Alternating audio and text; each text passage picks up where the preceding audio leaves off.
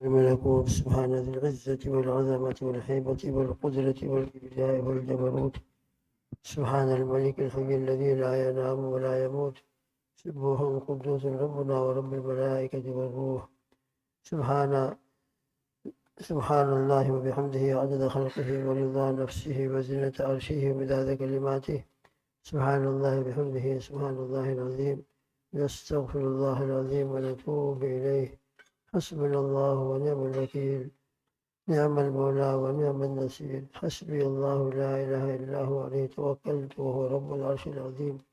الله أكبر كبيرا والحمد لله كثيرا وسبحان الله بكرة وأصيلا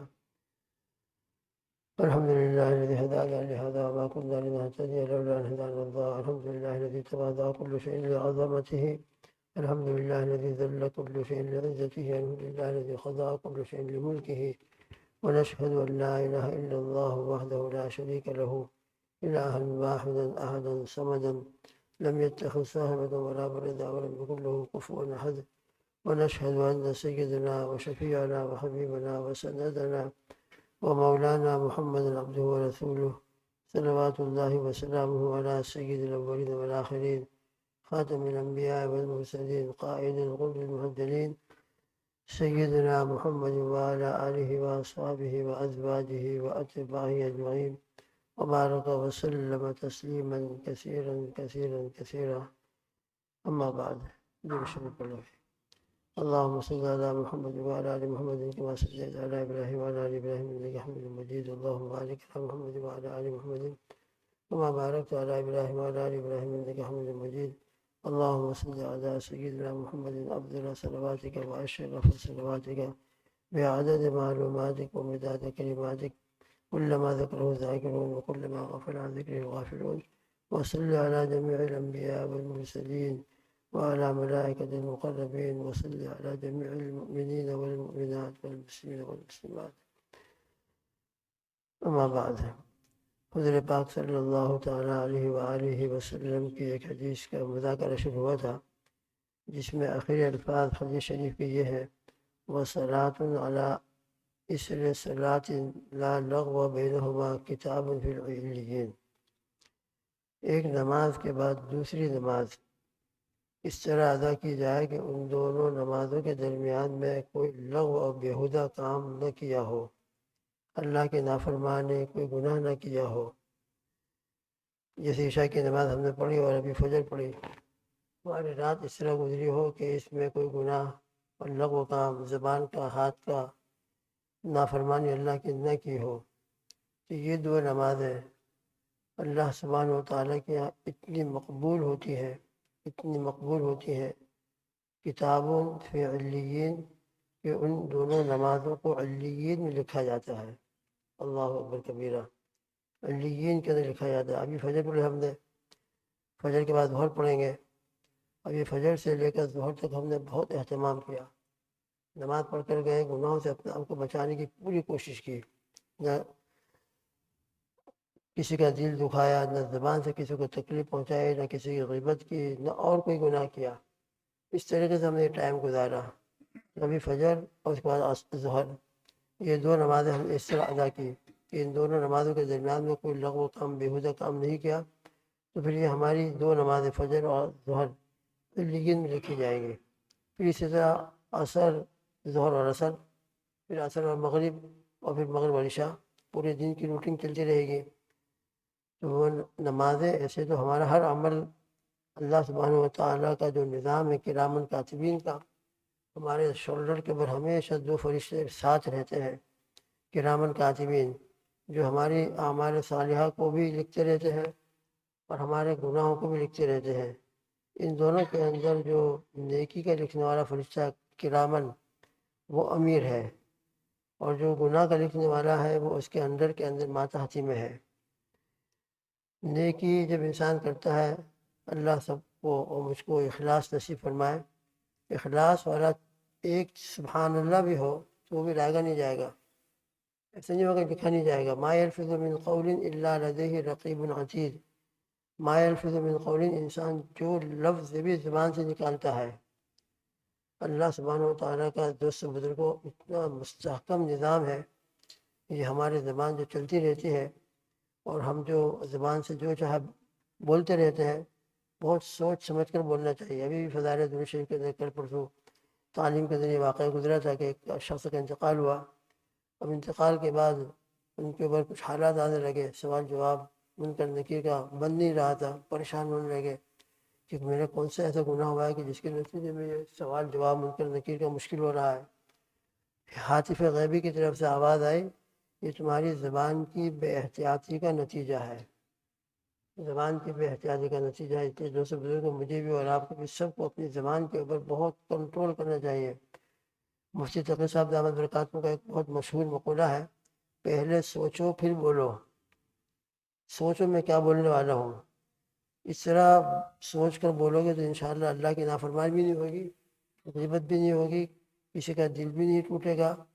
ہمارا حال یہ ہوتا ہے کہ پہلے بول دیں، بعد میں سوچتے ہیں میں نے کیا بول دیا، میں نے کیا بول دیا۔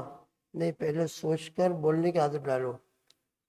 لہٰذا اگر ہم پہلے سوچیں گے پھر بولیں گے تو ما یلفظ من قول، سورہ قاف کے اندر 26 پارے کے اندر یہ آیت شریفہ ہے، ما یلفظ من قول، وہ کوئی بات نہیں نکالتا۔ اوپر اس سے پہلے جو مضمون چل رہا ہے، اذ یتلقی المتلقیان عن الیمین وعن الشمال قعید،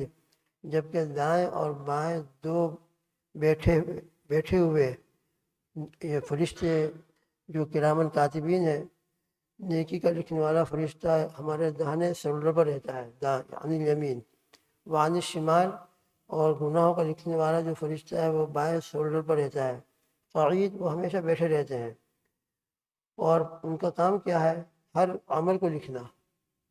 حتیٰ کہ فرماتے ہیں ما یلفظ من قول، وہ کوئی بات نہیں نکالتا یعنی انسان، الا لدیہ رقیب عتید، مگر اس کے سامنے ایک نگران تیار ہوتا ہے، لکھنے والا۔ دنیا کے آج کیمرے ہیں، بہت ٹیکنالوجی کا زمانہ ہے، کہیں چھوپ میں چلے جاؤ کیمرے لگے ہوئے ہیں، چاروں طرف سے آپ کیا کر رہے ہیں پوری آپ کی ایک ایک حرکت کیمرے کے اندر محفوظ کی جا رہی ہے۔ لیکن اللہ سبحانہ و تعالیٰ کا جو کیمرہ اس زمانے سے موجود ہے جبکہ ٹیکنالوجی کا نام و نشان نہیں تھا، ایسے اللہ کا نظام ہے کہ فرشتے ہمیشہ انسان کے ساتھ رہتے ہیں۔ فرشتے تو فرشتے، یہ ہمارا خود جسم، یہ پورا جسم جو ہے، ہمارے ران، ہمارے ہاتھ، ہماری اسکین، یہ خود ہمارے اعمال کے لیے پورا اسکان کر رہی ہے، پورا اسکان۔ اور قیامت کے دن الیوم نختم علی افواہہم وتکلمنا ایدیہم وتشہد ارجلہم بما کانوا یکسبون، کہ قیامت کے دن آج زبان بول رہی ہے، یہ اعضاء بالکل خاموش ہے۔ کبھی نہیں سنا کہ انگلی بول لیتی ہو، کبھی ہم نے نہیں سنا کہ ران کے اندر سے آواز آ رہی ہو، باقاعدہ انسان جس طرح بولتا ہے اس طرح ران بولنا شروع کر دے، اور کبھی ہم نے نہیں سنا کہ پیر بولنا شروع کر دے۔ لیکن قیامت کے دن اللہ قادر مطلق ہے، وہاں زبان بند ہوگی اور یہ اعضاء بولیں گے، اللہ کی قدرت ہے۔ اور پھر انسان کہے گا بھی کہ اللہ، یہ اپنے جسم کو خطاب کر کے سب تیری لیے تو میں کرتا تھا اور آج تو میرے خلاف ہی گواہی دے رہی ہے۔ تو وہ کہیں گے کہ اللہ کا حکم ہے، آج ہم اللہ کے حکم کے ماتحت ہیں، زبان بند ہے، آج ہم کو بولنے کا حکم دیا گیا ہے۔ تو فرشتے بھی ہمارے ایک ایک عمل کو لکھ رہے ہیں، ایک ایک بات کو لکھ رہے ہیں، اور خود ہمارا جسم تو 24 گھنٹے ہمارے ساتھ ہے۔ ہم روم کے اندر تنہا بیٹھے ہوئے ہوں، فرشتے تو موجود ہیں، خود ہمارا جسم یقین ہمارے ساتھ ہے۔ تو فرشتے اپنے روم کے اندر بیٹھ کر انٹرنیٹ کے اوپر، موبائل کے اوپر، فیس بک کے اوپر، نہ معلوم کیا کیا ہم کر رہے ہوں، وہ سب لکھا جا رہا ہے۔ اللہ مجھ کو اور آپ کو اس کا یقین نصیب فرمائے۔ تو ایک ایک لفظ زبان سے لکھا جاتا ہے۔ تو یہ نظام تو اپنی جگہ پر ہے، ہم نے جو نماز پڑھی یہ فرشتے تو لکھ ہی رہے ہیں، لیکن دو نمازیں جب انسان اس شان سے ادا کرتا ہے کہ ان دونوں نمازوں کے درمیان کوئی گناہ نہیں کرتا، کوئی لغو و بیہودہ کام نہیں کرتا، بات زبان سے نہیں نکالتا، تو یہ دو نمازیں اتنی اللہ کے یہاں مقبول ہوتی ہیں انشاءاللہ کہ وہ علیین میں لکھی جاتی ہیں۔ علیین کیا ہے؟ علیین سورہ مطففین کے اندر وما ادراک ما علیون کتاب مرقوم یشہدہ المقربون، اللہ سبحانہ و تعالیٰ نے علیین کی وضاحت کرتے ہوئے اور علیین کا تعارف کراتے ہوئے سورہ مطففین کے اندر فرمایا ہے وما ادراک ما علیون، اور آپ کو معلوم ہے کہ علیون کیا ہے؟ کتاب مرقوم، ایک لکھی ہوئی کتاب ہے، یشہدہ المقربون، جس کے پاس مقرب فرشتے موجود رہتے ہیں۔ تو علیون، اس کی ایک تفسیر یہاں پر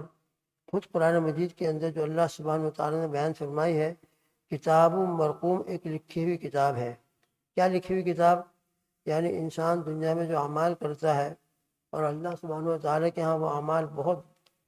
قبولیت کا درجہ حاصل کر لیتے ہیں، اخلاص کی برکت سے، سنت کے موافق ہونے کی برکت سے، دل کی صفائی کی برکت سے۔ یہ سب چیزیں ہیں، 3 چیزیں بہت ضروری ہیں اعمال کے قبول ہونے کے لیے۔ 3 چیزوں کا ہم لحاظ رکھیں گے، ہمیشہ خیال رکھیں گے، تو انشاءاللہ ثم انشاءاللہ وہ عمل اللہ کے یہاں بہت مقبول ہوگا۔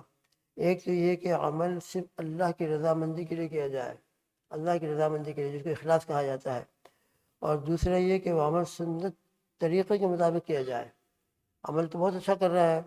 لیکن اللہ کے اپنے اعتبار سے بہت اچھا عمل کر رہا ہوں میں، لیکن سنت طریقے سے ہٹا ہوا ہے،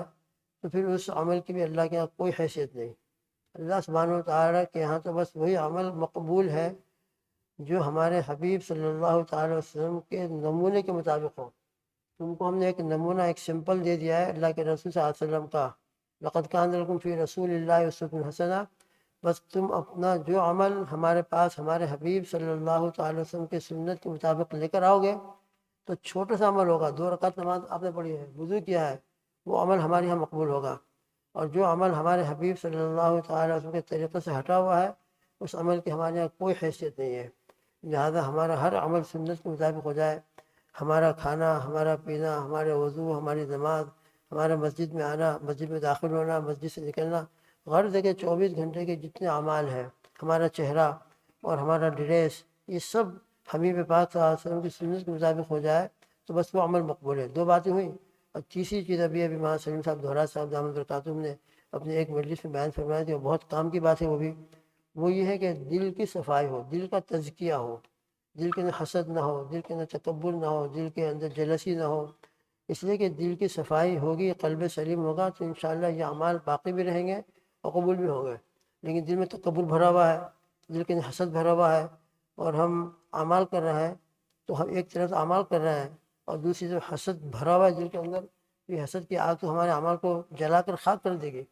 اعمال باقی کہاں رہیں گے؟ تکبر بھرا ہوا ہے، تکبر کے نتیجے میں قیامت کے دن رائے کے برابر جس کے دل میں تکبر ہوگا وہ جنت میں کبھی نہیں جائے گا۔ رائے کے برابر بھی تکبر ہوگا تو جہنم یہ متکبرین کا ٹھکانہ ہے۔ یہ تزکیے کے اندر یہی باتیں کہی جاتی ہیں، اصلاح جس کو ہم کہتے ہیں، اس کا اصلاح کہہ دیجیے۔ جماعت میں ہم جب نکلتے ہیں تو عموماً ہم اپنی زبان سے کہتے ہیں ہم اپنی اصلاح کے لیے نکلے ہیں۔ تو اصلاح کا مطلب خالی نماز پڑھنا ہے کیا؟ نماز پڑھنا بھی ضروری ہے، لیکن اصلاح کا مطلب ہے کہ ہم اپنے قلب کا تزکیہ کریں، قلب کے اندر سے یہ تمام رذائل کو نکالیں اور پھر اعمال صالحہ کریں، اللہ تعالیٰ کی عبادت کریں، نمازیں پڑھیں، ذکر کریں، دعوت کا کام کریں، دین کا کام کریں، دین کے کام کرنے والوں کو اچھی نظروں سے دیکھیں، اور دل کو بھی پاک اور صاف کرنے کی کوشش کریں، تو دل کے تزکیے کے ساتھ بھی عمل انشاءاللہ قبول ہوتا ہے۔ اور عمل کر رہے ہیں لیکن دل کا تزکیہ نہیں ہے، دل میں جلسی بھری ہوئی ہے، حسد بھرا ہوا ہے، دشمنی بھری ہوئی ہے، عداوت بھری ہوئی ہے، لوگوں کی طرف سے نفرت دل کے اندر ہے، بدگمانیاں ہیں، اور نہ معلوم لوگوں کے بارے میں کیا کیا پلاننگ ہے، لوگوں کو تکلیف پہنچانے کے لیے، ذلیل کرنے کے لیے، لوگوں کو بے عزت بنانے کے لیے، نہ معلوم کیا کیا اسکیمیں بنا رہا ہوں اور میں اس کے ساتھ اعمال بھی کر رہا ہوں۔ تو دوستوں بزرگوں، یہ ہمارے لیے اعمال کرنا بھی بے شک مجاہدے کی چیز ہے، لیکن ان دل کی خرابیوں کے ساتھ اعمال کرتے ہیں تو ہمارے دل کے جیسے کینسر ہے نا، کینسر اگر کینسر ہوتا ہے تو وہ کینسر جو ہے انسان کو ہمیشہ تکلیف کے اندر رکھتا ہے، اور اس تکلیف رہتی ہے، اندر اندر اندر اندر وہ جراثیم بڑھتے جاتے ہیں، اور اس کا علاج نہیں کیا جائے، بعد مرتبہ کینسر بالکل اسٹیپ پر چلا جاتا ہے، آخری اسٹیپ کے اوپر، تو علاج بھی کارگر نہیں ہوتا ہے اور وہ علاج بھی مفید نہیں ہوتا ہے۔ تو اسی طرح دوستوں بزرگوں، یہ تمام کے تمام دل کے کینسر ہیں یہ ہمارے، اس لیے اس کی طرف بھی متوجہ ہونا میرے لیے بھی، آپ کے لیے بھی، مردوں کے لیے بھی، عورتوں کے لیے بھی، سب کے لیے ضروری ہے کہ اعمال بھی کریں، اللہ کی طرف متوجہ بھی رہیں، اور اپنے قلب کا تزکیہ وَيُزَكِّيهِمْ اس کا پورا پورا خیال رکھیں۔ تو اس طریقے سے انشاءاللہ اعمال کریں گے تو چھوٹا سا عمل بھی مقبول ہوتا ہے، اور پھر انشاءاللہ یہ فرشتے تو لکھ ہی رہے ہیں، لیکن یہ 2 نمازیں جن کا اس حدیث شریف میں تذکرہ کیا جا رہا ہے علیین میں لکھی جاتی ہے، یعنی خاص فائل ہے، اور وہ خاص فائل کے اندر آپ کا یہ عمل لکھا جائے گا۔ اللہ تعالیٰ کے علیین کی ایک تفسیر ہے، اور برائے ابن عازب رضی اللہ عنہ کی ایک مشہور روایت ہے،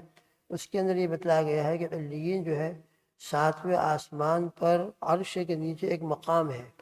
تو علیین کی 2 تفسیریں ہو گئی، کتاب، فائل، رجسٹر جس کے اندر لکھے جاتے ہیں اعمال، وہ بھی علیین کا مصداق ہے، اور علیین خود ایک مقام کا نام بھی ہے، ایک جگہ کا نام بھی ہے۔ وہ جگہ کون سی ہے؟ وہ جگہ ہے بہت محفوظ، بہت بلند بالا جگہ، جیسے کہ ہم کسی کے لیے دعا کرتے ہیں اللہ آپ ان کو اعلیٰ علیین میں جگہ عطا فرمائے. یہ علیین وہ مقام ہے کہ جو 7ویں آسمان پر عرش کے نیچے جگہ ہے. اللہ کے جو مقرب بہت مقرب بندے ہوتے ہیں ان لوگوں کی ان مومنین مومنات کی روحیں وہاں رکھی جاتی ہیں علیین کے اندر. تو علیین کے اندر یہ فائل رکھی ہوئی ہے اور علیین خود ایک مقام کا نام بھی ہے. تو یہ 2 نمازیں علیین میں لکھی جائیں گی یعنی بہت محفوظ رہیں گی. اور انشاءاللہ وہ قیامت کے دن جب ہم پہنچیں گے تو علیین کے اندر جو اعمال لکھے ہوئے ہیں وہ ہمارے سامنے پیش کیے جائیں گے. اور علیین کے اندر جو فائل بنتی ہے باقاعدہ مقرب فرشتے اس کو دیکھتے رہتے ہیں, اس کی نگرانی کرتے رہتے ہیں اور بڑے محبت سے دیکھتے ہیں کہ اللہ کے بندوں نے کیا کیا اعمال کیے ہیں. تو بہرحال علیین کے اندر لکھا جانا یہ بہت بڑی سعادت مندی ہے. اس لیے 2 نمازوں کے اندر ہم ایسا لحاظ اور اتنا اہتمام کرنے کی کوشش کریں کہ ابھی ہم نے فجر کی نماز پڑھی ہے ظہر تک اپنے آپ کو گناہوں سے بچائیں, اللہ کی نافرمانیوں سے بچائیں. تو انشاءاللہ یہ 2 نمازیں علیین میں لکھی جائیں گی, فرشتے تو لکھ ہی رہے ہیں اس کے ساتھ. پھر ظہر کے بعد پھر یہ نیت کر کے نکلے کہ انشاءاللہ کوئی گناہ نہیں کروں گا. تو ہر نماز کے بعد یہ نیت ہو, کوشش ہو, خدا نہ خواستہ گناہ ہو جائے تو فوراً توبہ کر لیں. صفت احسان والی زندگی 24 گھنٹے رہے گی. تو یہ ہماری نمازیں فرشتے تو لکھ رہے ہیں لیکن اس کے ساتھ ساتھ اس حدیث شریف کے اندر جو بشارت بیان کی گئی ہے پھر یہ 2 نمازیں علیین میں لکھی جائیں گی. انشاءاللہ پھر اللہ نے چاہا تو مذاکرہ ہوگا. اللہ مجھ کو اور آپ کو ایسی ہی مقبول نمازیں عطا فرمائے اور ایسے ہی مقبول اعمال اللہ ہم کو عطا فرمائے. اللہم آمین. سبحان اللہ بحمدہ سبحانک اللہم وبحمدک ونشہد ان لا الہ الا انت نستغفرک ونتوب الیک. وصلی اللہ تعالی علی خیر خلقہ محمد وآلہ وصحبہ وازواجہ اجمعین. سبحان ربک رب العزة عما یصفون وسلام علی المرسلین والحمد للہ رب العالمین برحمتک یا ارحم الراحمین.